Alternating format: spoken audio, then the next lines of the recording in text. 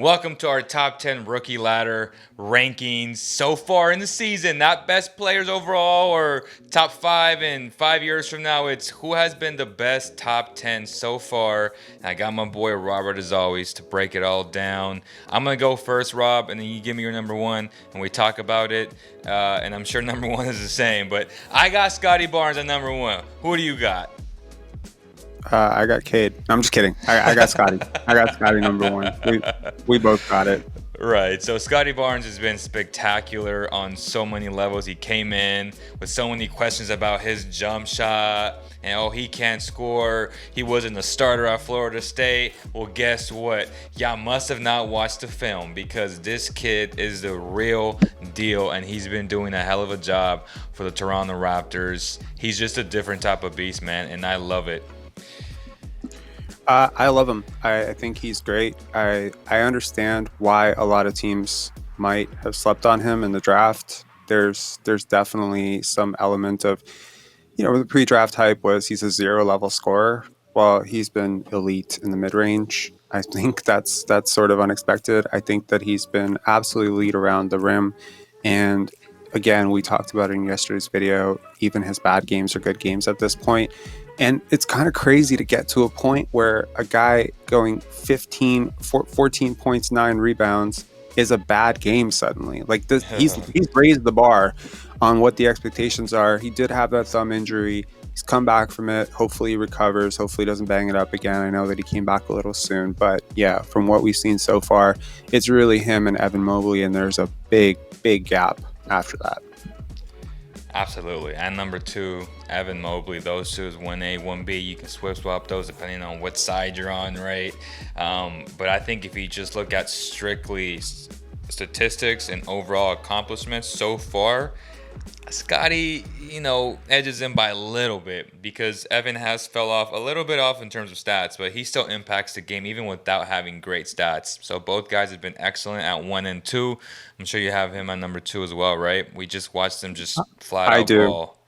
I do. He's been amazing. And, one thing you realize if you go to Atlanta basketball and you go and pull up box scores from any great rookie, go look at their first 10 games. There's almost always what I'd call a stinker performance, like a complete anomaly where they just either have 7 turnovers and 5 points or they foul out of the game. Something crazy happens. It happens to almost every single rookie. Scottie is probably the first rookie that I have seen in years where he didn't have any of those performances. He's been double digits every single game.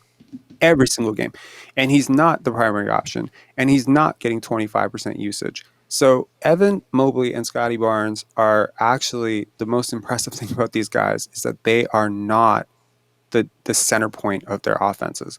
They are finding their touches just by function of being really smart basketball players. And they're both extremely smart basketball players. And they're dream fits for the positionless NBA. So really, I know this is not a redraft video, but there's a very strong case to be made that both these guys might go a lot higher in a redraft if it were to happen today. But so far in the season, they've been amazing. At number 3, I got to put Chris Duarte. I know he's an older rookie. That doesn't matter. We're not going to put those variables into this specific video. It's who has performed the best. That team has been riddled with injuries. In my preseason previews, I had them very high because when that team is healthy with a great coach like Rick Carlisle, it's a very good team. But they've been banged up. They were the most banged up team last year with so many injuries. This year, not much has changed. But in terms of talent, they have a lot of talent. So when there's injuries, they've depended a lot on Chris Duarte. He's done a little bit of everything, scoring all 3 levels, from attacking the rim to the mid-range to the 3-point shot. He's been excellent, averaging 16 points a game, 4 rebounds, 2.4 assists. Like, what more can you ask from a guy who wasn't even the top 10 pick, right?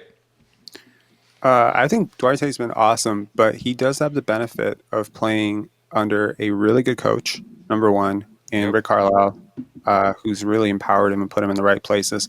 That roster has been so depleted. He is playing with a lot of talent around him. Domantas Sabonis is an all-star. He's an excellent creator, and I would argue that he's getting a lot of touches off of the gravity that Sabonis has in the post. So after that first game, that big explosion when he made his debut, which had everyone buzzing, I would argue that my number 3 pick, which is Franz Wagner, has had the much better season. I would also argue that Wagner is doing it in probably the worst offense that I've seen in ages. The Orlando Magic, their best player right now is Cole Anthony. Put that into That's perspective. that's crazy. Yeah. That's Yeah, crazy. and he has not dominated the ball. And much like the first two guys on this list, Scottie Barnes and Evan Mobley, I know there's a class difference between those two guys and what Wagner does, but Wagner's been good on defense. He's been good as a rebounder. Very good He's, defense. he's and again, like it's just a guy. And again, we look for this in young players. How do you do without the ball? Do you still find a way to be effective, chip in on other ends? And I don't think that anyone was really projecting him to be a superstar when they picked him eighth. I think that there was some notion that he would be more NBA ready, but I think you're projecting him as a role player. Well, I think that he's sort of showing that he has a little bit more to his game than that. And maybe this is. I don't want to compare them just because they're both white guys, and I hate when people do that. Just compare a Yeah. white guy to a white guy, but a Gordon Hayward type, and that turned into That's a not a max bad player. comp. That's not a Right. bad So I comp. mean that turned into a max player. So I think he has a little less hot sauce and a little less flair than Hayward. But I think that in terms of measurable impact, I He's think the tougher. Orlando Magic. He's tougher than Gordon. Like I no question about it. He's bigger, he's tougher. A lot of people either you loved him or you didn't like him coming into the draft. And so far he has exceeded expectations. He has outperformed his fellow rookie mate and Jalen Suggs, who I don't even have in my top 10. I know, breaking news. I'm sorry, y'all. I don't have him Again, either. but it's So if it's you're, not that I'm yeah, like I'm the biggest Jalen Suggs fan. Robert, not so much. I am. I just can't justify putting him in the top 10 right now. Maybe next week, if we do this video again, he probably will be. But as of right now, Wagner with 14 points, 3.5 rebounds, about 2 assists a game.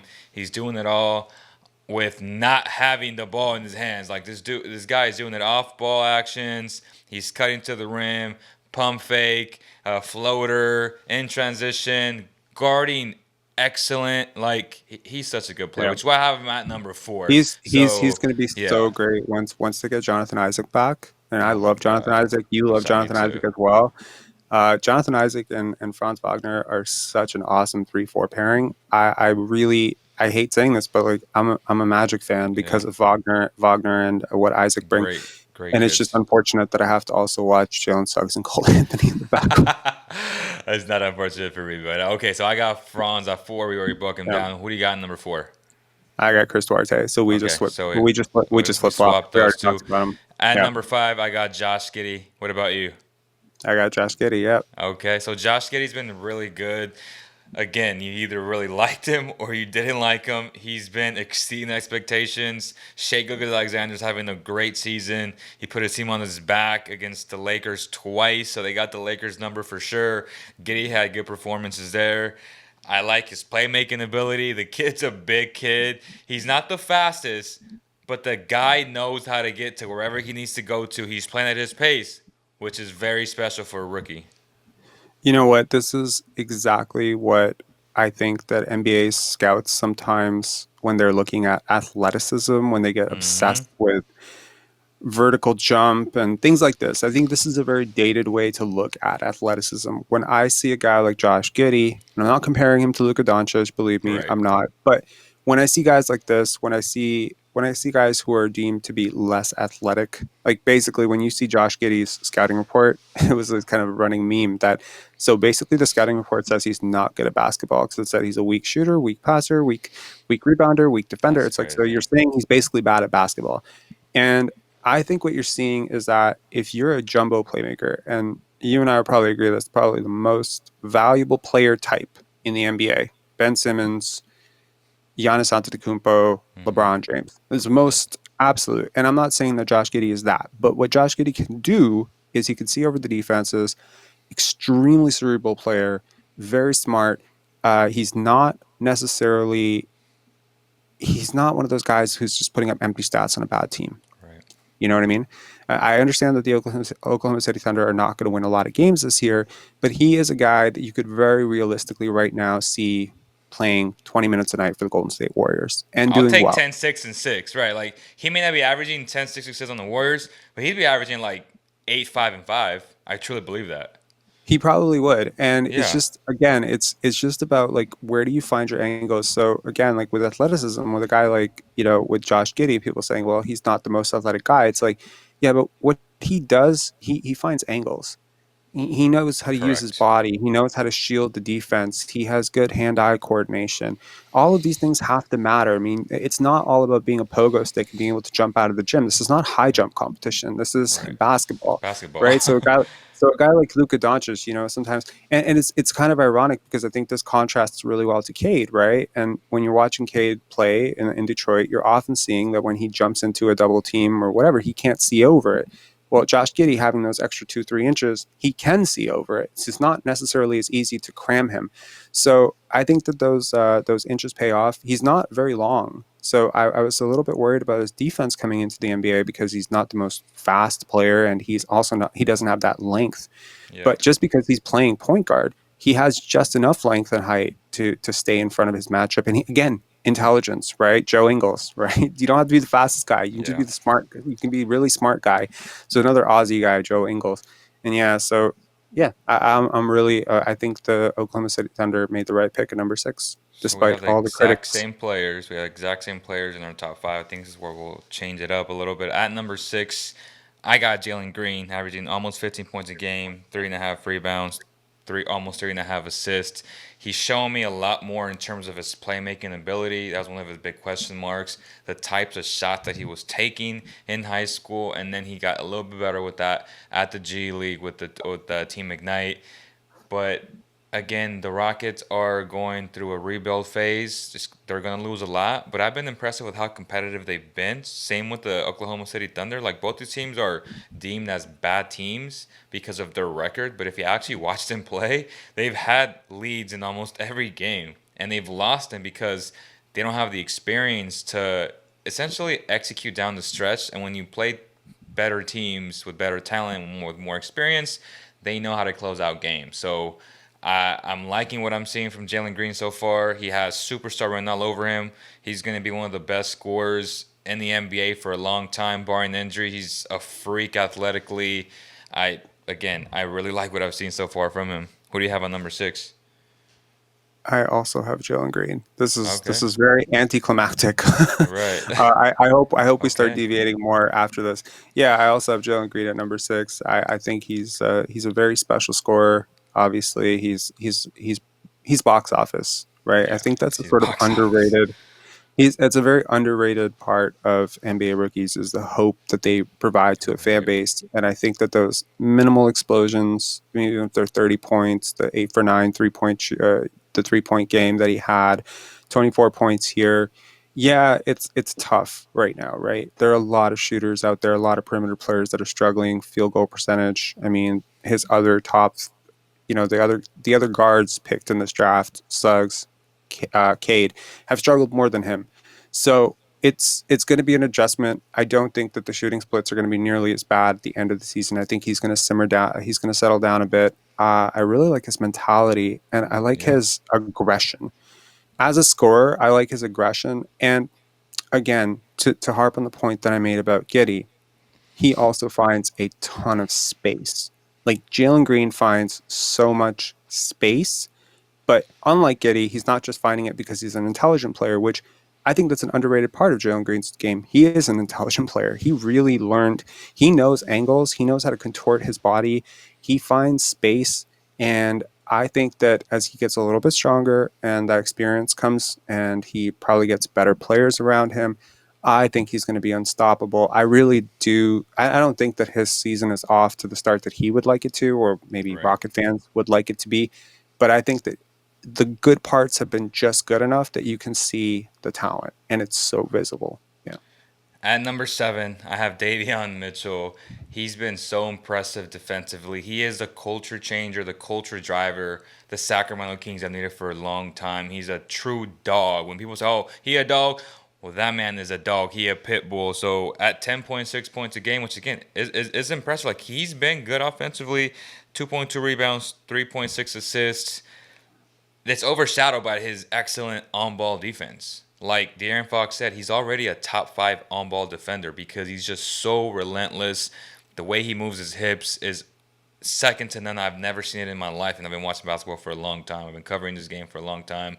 My hip hurts every time I watch him play because I'm like, is it sustainable? Will he be able to move like that with that type of force, never get pushed back? He's on your hip all the time. He anticipates you so well. He watches the film on you. He knows your tendencies.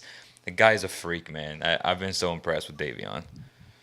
I like players who take pride in their defense, and I don't think any player in this draft takes more pride in their defense than Hmm. Davion Mitchell. I would argue that he, Scottie Barnes, and Evan Mobley are truly, truly all defensive Yep. first team candidates in the future. Like they're very special on that end. I like him. I think that he's had a really great impact on the Sacramento Kings, which are, of course, your hometown team. Right. I wasn't so sure about the pick when going into the draft. I saw a lot of upside that was being left on the table with Duarte, with Moses Moody, with James Bouknight. So this My was guy a was risk. Book Night. Yeah, my guy was Book Night, and surprisingly, he hasn't played. He played like 1 minute last night when I watched him play in Charlotte against the Kings. But I've been shocked that he hasn't gotten run. Charlotte's a pretty good team. They are a pretty good team. They're a pretty Yeah. good team. Yeah. So that Okay. helps. But I think that Davion's a really good player. I don't love how he fits with because it's sort of interesting because he's very undersized, even though he's able to push into two guards and get underneath them because of low center of gravity. I don't necessarily think that he and Fox are like a backcourt of the future, and I don't necessarily think that Tyrese Halliburton is a three.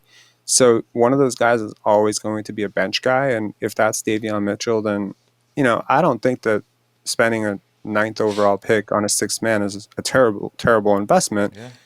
I just worry that you know could you have maybe picked Alperen Sengun and gotten your center of the future in that sense? But I think Rashawn Holm looks great. I think this was. Yeah, he's looked good. This is not a redraft video. This is really like how have they Yeah. done video, and I think Davion Mitchell has done really well. And I have a feeling that our number 8 is going to be the same as well. I'm getting a feeling. It's a streaking feeling. Alperen Sengun at number 8. Damn it. Okay, so Alperen Yep. Sengun, if you guys haven't watched my film breakdown on him, he was not good against. Look at me. I'm saying against like like if I'm Canadian, man, that's awesome. I'm hanging out too much with Robert now, but he's been really good. I think overall in terms of if you look at everything, all the variables, he's 19. He came into a new country. He's homesick. He doesn't speak the language. He's been going up against really good talent like Anthony Davis. He's still flopping, so he has a European, flashy to him. He needs to stop doing that. He needs to be just stronger, use his strength, and just he don't have the best of length, but still he's 6'10", 6'11". He'll be fine, and he's just excellent offensively. His feel for the game is crazy. I don't know if you watched that pass where he missed it on a pick and roll. He went behind his back and he just missed it because the guy didn't cut the right way. Like Yeah. he's doing Nikola Jokic things at 19 years old. So he already sees those plays. Whether or not he executes them right now, that's a whole separate conversation. That has to do a lot with also who he plays with and their feel and their IQ to then help him execute those types of plays. But again, at 8 points, about 4 rebounds a game, he's been fine to me. I like him. I think I get a little bit nervous when people compare him to Nikola Jokic because I saw Jokic play. The plays. Not, yeah, you're right. Like Yeah, Nicola's legit 7 feet, like with length. Jokic is 7 feet with length, with Yeah, that doughy body that he has. And he's probably, in my opinion, one of the top 5 passers in NBA history. he's He's crazy. did you see that ball that he He's curled crazy. that pass to Aaron Gordon that I'm not mad. missed? Did you, I'm not mad dude? at you for He saying that. he Like he he's he, crazy. he knuckle. I don't know if you watched Mighty Ducks as a kid, but he knuckle pucked it. Like the ball literally moved, and he put so much English on it. It threaded between two defenders. I've never seen a guy do that.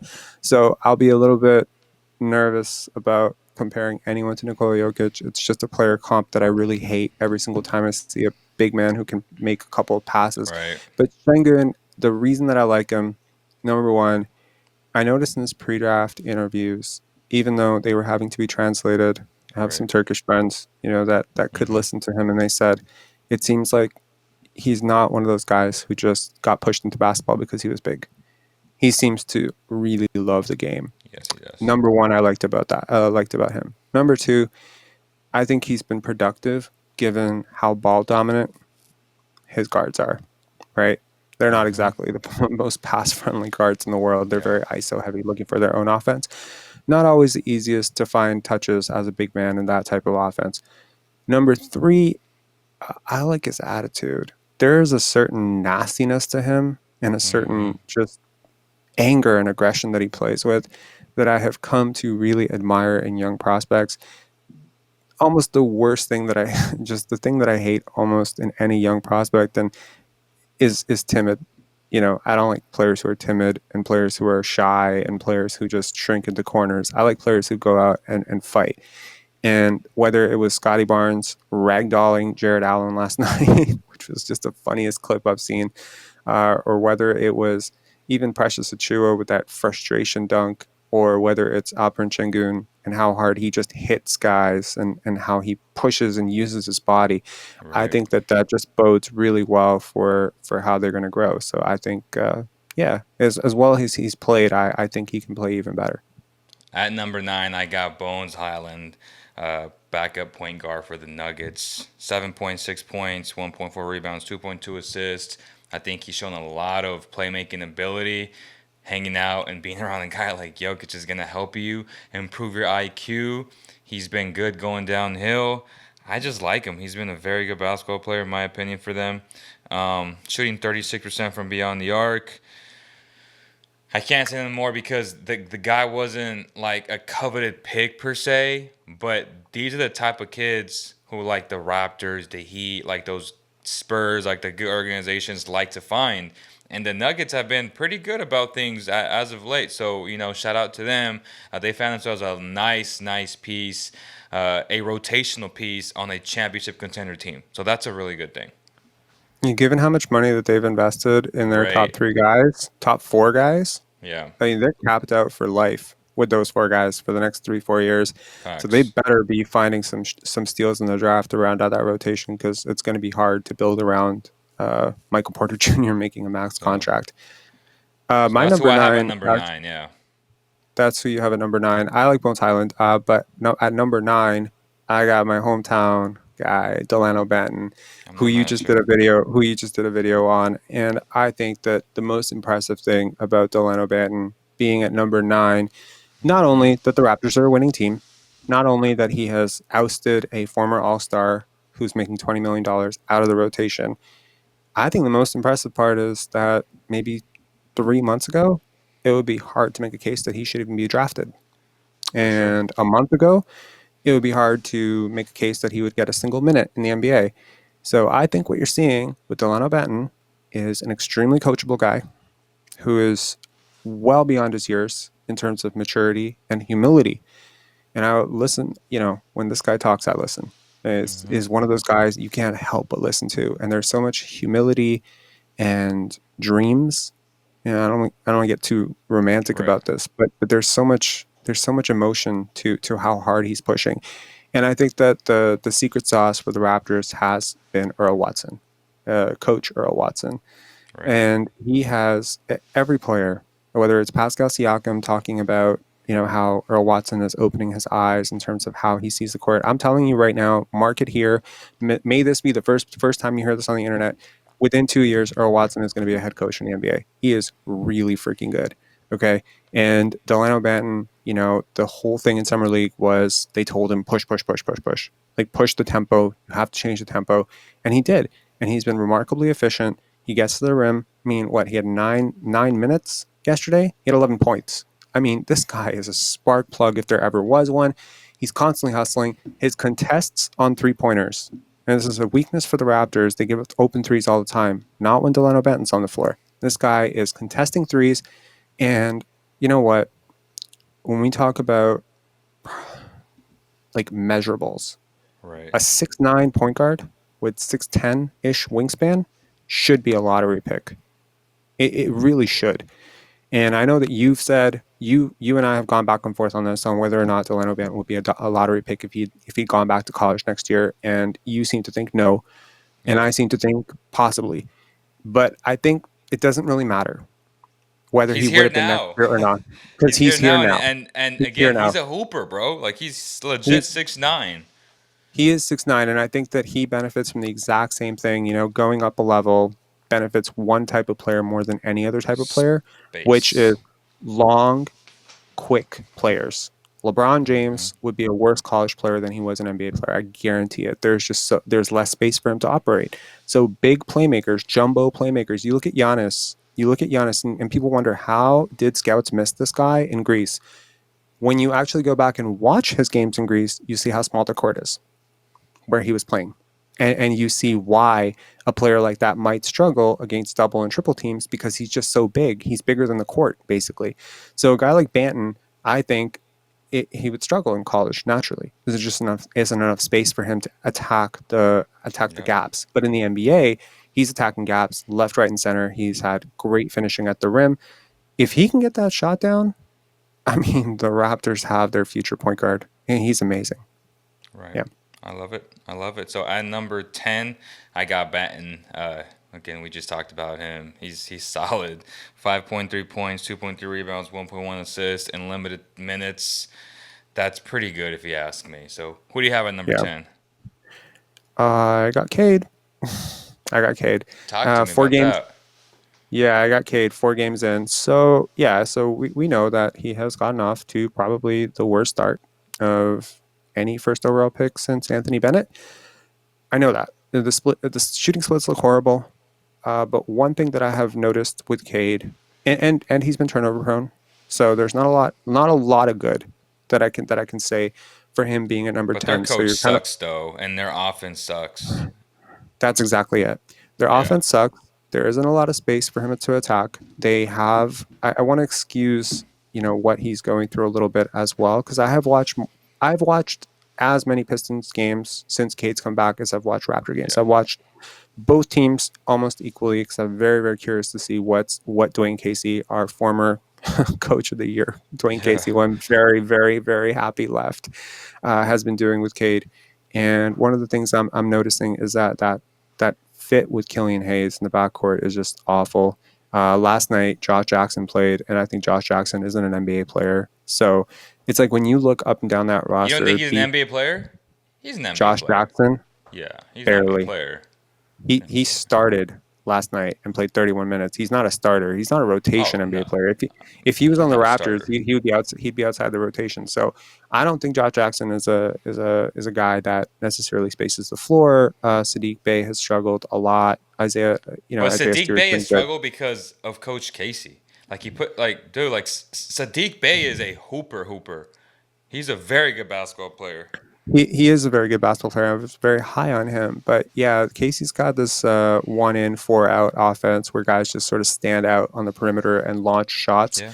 And one thing I noticed with Cade yesterday was against Brooklyn was he made 5 shots. And if you go back and really freeze frame the 5 shots that he actually made, I think he went 5 for 17, and he had 6 turnovers. You look at the 5 shots that he made; they're all open. The threes were wide open. The layups, the one he had against Harden and the one he went where he attacked Durant, their hands are down. So he just had open layups. He just had to hit open layups. But I think that the Pistons did try to work with him on changing that shot. If you noticed in summer league, there was a sort of forward trajectory on his shot where his shot release point was just barely above his face. And there's sort of a thing with shooting in the NBA where you don't want your shot release to obstruct your vision. So you'll notice that with shooters, they're often finishing above their eye line, and that's just effective. So it's not going to catch up with you in college, but in the NBA it is. So I'm kind of happy they're nipping that in the butt, and it's not changing his shot form. It's more like adjusting and tweaking it slowly. And you can tell that as he gets up a level, it's like the length is starting to bother him. He had a shot blocked at the end of the game when he was trying to bring it a little bit closer for the Pistons yesterday. But one thing I'll say is the Pistons have looked a hell of a lot better with him than they have without him on the court. He does add a tremendous amount of composure to the offense. Even though his passing is not generational or elite as it was advertised, I think that he is a steadying force for a team that's very young, and he's the youngest player on the team. And I would argue he's probably the most composed outside of Kelly Yeah. Olynyk. He's probably like the But most Coach steady. Casey loves to play a guy like Corey Joseph, who is just wow. Kojo was Like, great. Kojo was great yesterday. He was a really big part of why they came back. Wow, I'm like talking like I am a Pistons fan right now because I've been watching so much Pistons basketball. yeah, but But like I, but I, Kojo isn't like Kojo is just not a good player. But coaches love to just play him, and the fact is that he's just not good. Like if you watch him um, like he's not good. Like he'll have this occasional I good mean, game and be like, oh well, I'm gonna forget the rest of all the games. Like I had a bunch of Pistons fans hit me up on my DM. I was like, now I know why you don't like Kojo because he's not good, and coaches are obsessed with playing him. I don't think he's as bad as you think he is. I also don't He's think he's pretty as bad. good as Coach Casey thinks he is. Um, He's pretty bad. but but I, He's but pretty bad. but I will say this: Cade's looked really good on defense. Right? He's He's he's playing he's hard. long. He's playing hard. He's hustling. He's trying. He's been very good on the glass. He's rebounding. He's trying. And again, we have a very very large sample size between Montverde and Oklahoma State. That this guy is a guy who's capable of shooting 40% from three. Right? Yeah. So if his shots were going in right now, I would argue that first of all, defenses would have to play him a little bit tighter, which would open up his game. So really, at this point right now, he's one shot away from probably being top three on this list. Like For that's it. sure. Like if that shot starts falling, and I listen to Pistons, commentators say like, man, when that shot starts falling, that shot starts falling. It's really easy if you're, a Pistons fan, because Detroit radio is already calling this guy a bust, and I think it's a little bit soon to be saying that. What? I will argue. I'll argue right now that as high as I am now on Cade after watching him for 4 games, because again, if you just look at the box score, he's been atrocious. Like he's been like crazy bad. Yeah. But if you actually watch the games and you've watched enough of this guy over the last 2 years, you'll realize that it's just a shooting slump and he'll get out of it and that he has a lot of good to his He's game. coming off an But injury. Like he's coming off an injury, which isn't like a, soft. Like dude, like ankle injuries are severe, man. well, I think that's sort of the other part of it, right? Now that we're talking about Cade, is that his ankle injury was supposed to be very, very mild and was supposed to be one of those things where he's not supposed to miss a single preseason game, and suddenly he Hmm. misses 4 games, and now he's on a minutes restriction and all this stuff. So now that you're seeing it game after game after game, suddenly 18 points, 10 rebounds, 4 assists, and then the minute that shot starts falling, that's like a 27-point game with 10 rebounds, and Yeah. the turnovers go down. So I'm saying that like I can see just based on how he navigates space and how he angles his body and how he uses his body and his court awareness and just in general like how smooth he is as an operator on the court, you can definitely see the vision. But what I will preface this by saying is that I don't think that he's going to catch up to Barnes or Mobley this year. I really think that what Barring those two guys injury. do, Barring injury, because last year barring Tyrese was like the best rookie by far. Then some injuries happened, and then it's yeah. an 82 game season. It's a pretty long Absolutely, season. but you know what? Just like with Jalen Suggs, just like with to a lesser extent Josh Giddey, Cade Cunningham is going to have his pick of the Detroit offense. He's going to be Yeah. running it. Obviously, Casey, for better or worse, has just given the keys to the guy and said, run our team. And whether he runs it into the ground and they go, they win 10 games this year, or whether they have a surprise push later, I think whatever they do, Cade Cunningham's going to be a really big part of that, and that's why he's on 10, because he impacts the game in a lot of ways, not just scoring. Well, that's going to do it, y'all. Let us know if you agree or disagree. Give us your top 10 rookies so far. Not projecting 5-10 years from now, but so far in this season. Again, if you guys enjoyed this video, like, share, and subscribe for more content like this. Thank you so much to Robert for breaking it all down with me. And we'll see you guys on the next one. Peace. Peace.